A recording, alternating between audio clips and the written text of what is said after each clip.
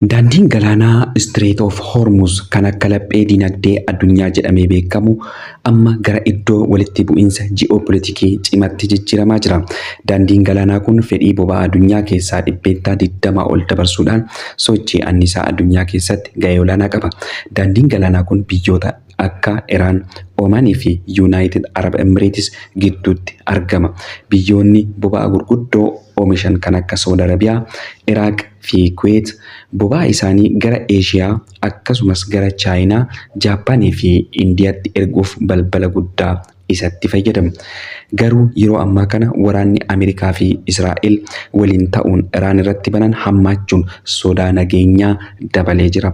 Ogeeyyiin akka jedhanitti yoo Strait of Hormuz cufame yookaan waraanni irratti babal'ate dhiyeessiin boba'aa addunyaa ni gufata.